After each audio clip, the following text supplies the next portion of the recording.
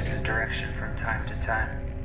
But what if you got so lost you couldn't find your way anywhere? Black Box TV presents Where Are You?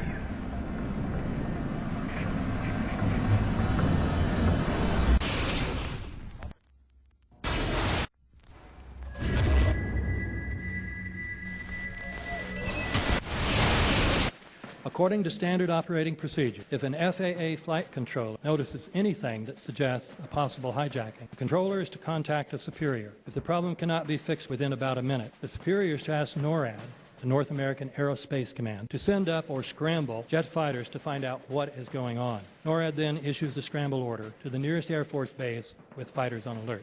But although interceptions usually occur within 10 or so minutes, in this case, 80 or so minutes had elapsed before fighters were even airborne. It's a mind-bending anomaly. Not a single U.S. Air Force interceptor turns a wheel until it's too late. There are no jets at all. What if they were so confused and had been so deliberately confused that they couldn't respond? The reason that they didn't know where to go was because a number of conflicting and overlapping war game exercises were taking place. It involved the insertion of false radar blips onto radar screens in the Northeast Air Defense Sector. Center Team U, we have a problem here. We have a hijacked aircraft headed towards New York. We need someone to scramble some F-16s or something up there to help us out. Is this real world or exercise? Is this real world or exercise? There was another exercise, Vigilant Warrior, which was, in fact, according to a NORAD source, a live-fly hijack drill being conducted at the same time.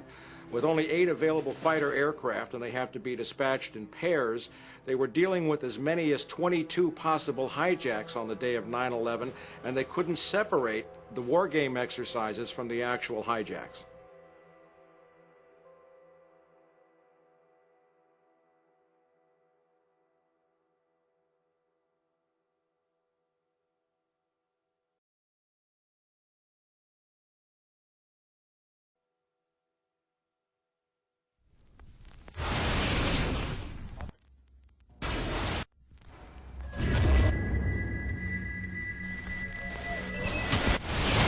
Page 172.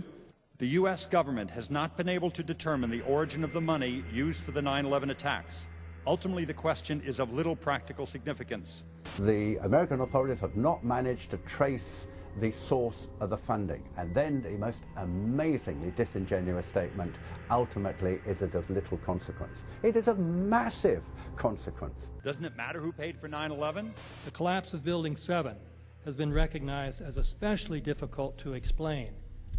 The 9/11 Commission report implicitly admitted that it could not explain the collapse of this building by not even mentioning it.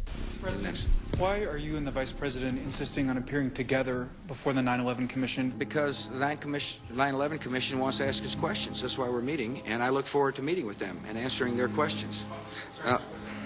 Why you're appearing together rather than separately, which was their request? Because it's a good chance for both of us to answer questions that the 9/11 Commission is looking forward to asking us, and I'm looking forward to answering them. Let's see. Do you think they should be able to stand up and speak their own words? They should go under oath. They should be, yeah. In public.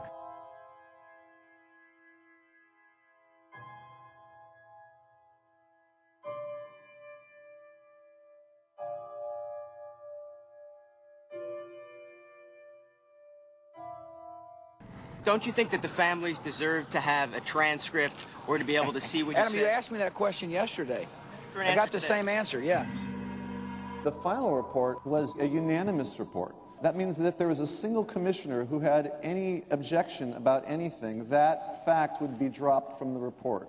We have found out that he not only served on the transition team of the Bush administration, that he was a person who wrote a draft memo for the setup of the Bush administration's National Security Council, that he was an individual who wrote the preemptive war strategy that was eventually used for the war in Iraq, that he is a close friend of Condoleezza Rice's.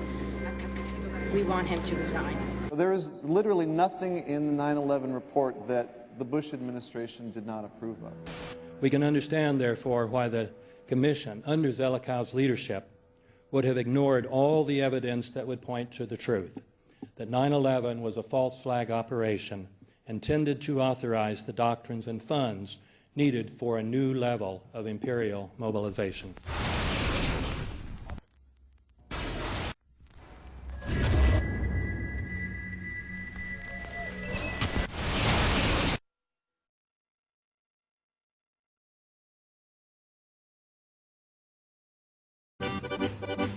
Armed with knives, armed with chemical, biological, nuclear weapons. Fanatics, terrorists, September 11th. September 11th, killers, September 11th, terrorists. Terrorists of Al-Qaeda, terrorists, nuclear weapons, terrorists. 9/11, terror, terrorists, evil. September 11th, September 11th. The terrorists, war and danger. September 11th, terrorism, global terrorism, terrorism, terrorists. Terrorists, terrorists, terrorists, terrorists, the terrorists. Terrorists, terrorists, terrorism. September 11th, global terrorism, terrorists. Terrorism. September 11th, world terrorism, terrorism. September 11th, global terrorism. September the 11th, terror. Weapons of mass destruction. September the 11th, terrorists. The evil terrorists, no.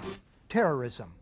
The words are hypnotically repeated. Terrorism, terrorist, terrorist threat, and of course, believed to be linked to Al-Qaeda.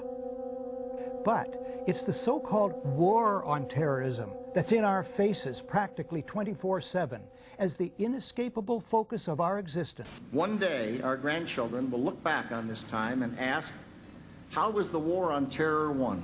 The entire U.S. ruling class, ruling elite, comes to see terrorism as the preferred means, indeed the only means, to provide social cohesion, to provide an enemy image for the society to keep it together. According to neocon theory from Carl Schmitt, you have to have an enemy image in order to have a society. It's a very dangerous thing because now it means that the entire social order, the political parties, intellectual life, politics in general, all based on a monstrous myth. Monstrous myth.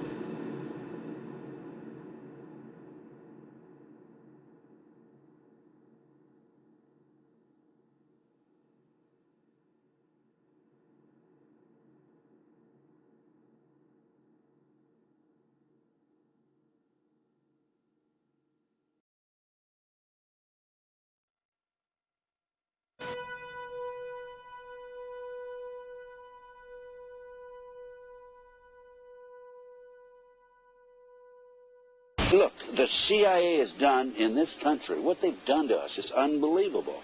Look at the terrorist acts that have occurred. The CIA behind most, if not all of them. We had the Marine barracks. We had our embassy in Kenya. We had Pan Am 103. We had the USS Cole. We had Oklahoma City. We had the World Trade Center in 1993. That helped the terrorists blow up the World Trade Center the first time. They built the bomb. They got the driver's license.